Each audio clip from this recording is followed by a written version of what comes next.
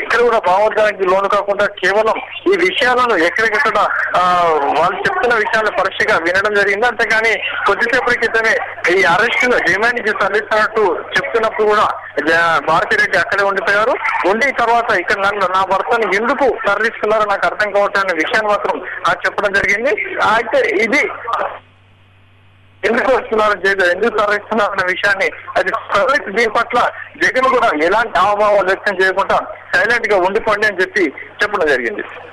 రమేష్, ఇప్పుడు ఆయన judicial remand కి విధిస్తూ ఆయన బెయిల్ పిటిషన్ ని తిరస్కరించిన తర్వాత రిమాండ్ కి విధిస్తూ కోర్టు తీర్పు వెలువడిన అనంతరం ఈ వార్త తెలుసుకున్న వైఎస్ విజయమ్మ ఇతర కుటుంబ సభ్యులు భావోద్వేగానికి గురవుతున్న దృశ్యాన్ని కూడా మనం చూసాము.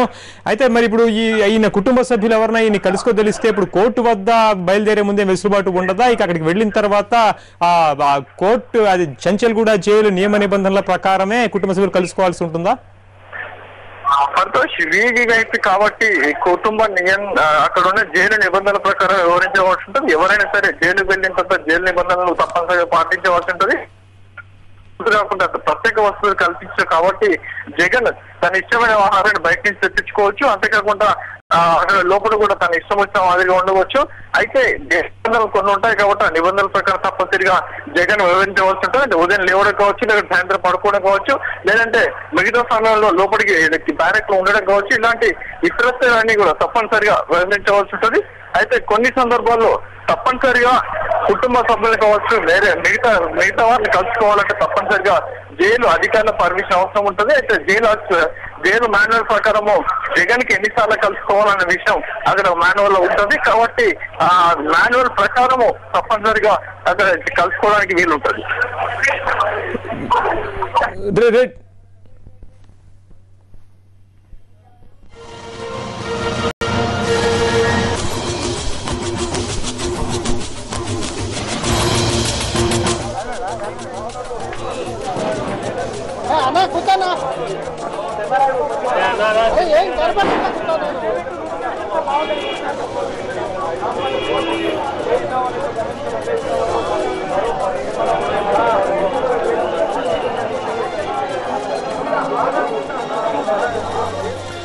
తన ఆస్తుల కేసులో నిన్న రాత్రి సిబిఐ చేతిలో అరెస్ట్ అయిన వైఎస్ జగన్ ని ఉదయం నాంపల్లి కోర్టుకి తరలించారు. నాంపల్లి కోర్టులో వాద ప్రతిపాదనల తరువాత ఆయన వేసుకున్న బెయిల్ పిటిషన్ ని తిరస్కరించింది కోర్టు. అదేవిధంగా మరింత విచారణకై తమ కస్టడీకి అనుమతించాల్సిందిగా కోరుతూ సిబిఐ వేసుకున్న పిటిషన్ కూడా తిరస్కరించింది.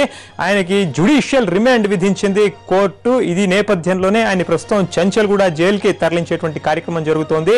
ఈ దృశ్యాలే మనం ఇప్పుడు ప్రస్తుతం నాంపల్లి కోర్టు నుంచి ప్రత్యక్ష ప్రసారంలో చూస్తున్నాం. ఇక్కడ నుంచి వైఎస్ జగన్మోహన్ రెడ్డిని ఒక భద్రతా వలయం మధ్య ఆయన కాన్వాయ్ లో అక్కడి నుంచి చంచల్గూడకు తరలిస్తూ ఉన్నారు.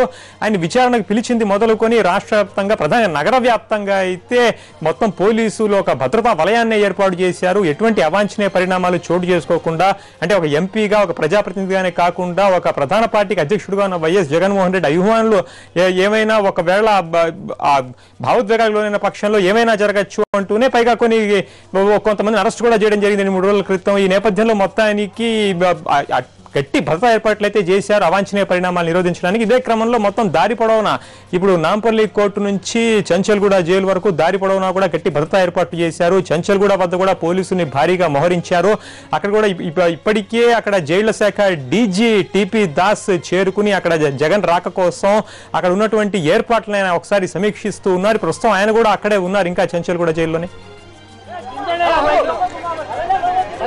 ప్రస్తుతం మా ప్రతినిధి శర్మ ఇప్పుడే నాంపల్లి కోర్టు వద్దే ఉన్నారు. ఆయన అడిగి అక్కడ తాజా పరిణామాలు తెలుస్తాం. నాంపల్లి కోర్టు నుంచి ఇప్పుడు మనం బయలుదేరడం చూసిన కాన్వాయ్ జగన్ దేనా శర్మ దారి పొడవున ఎటువంటి ఏర్పాట్లు చేశారు? ఆయన మరి ఎంతసేపట్లో చంచల్గూడ జైలుకి చేరుకోవచ్చు?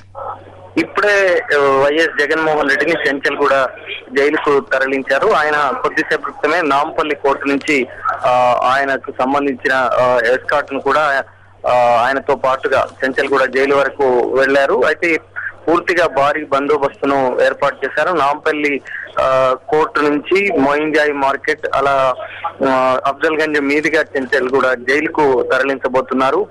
వచ్చే నెల 11 వరకు జ్యుడిషియల్ రిమాండ్ విధించింది కాబట్టి వైఎస్ జగన్మోహన్ రెడ్డి వచ్చే నెల 11 వరకు కూడా చంచల్గూడ జైల్లోనే ఉంటారు. అయితే ఈ లోపు బెయిల్ ను కూడా రిమాండ్ చేసిన రిమాండ్ రిపోర్ట్ ప్రకారం ఆయన్ని 11వ తేదీ జూన్ నెల వరకు జ్యుడిషియల్ కస్టడీకి రిమాండ్కి చెంచల్ కూడా జైలుకి పంపడం అనేది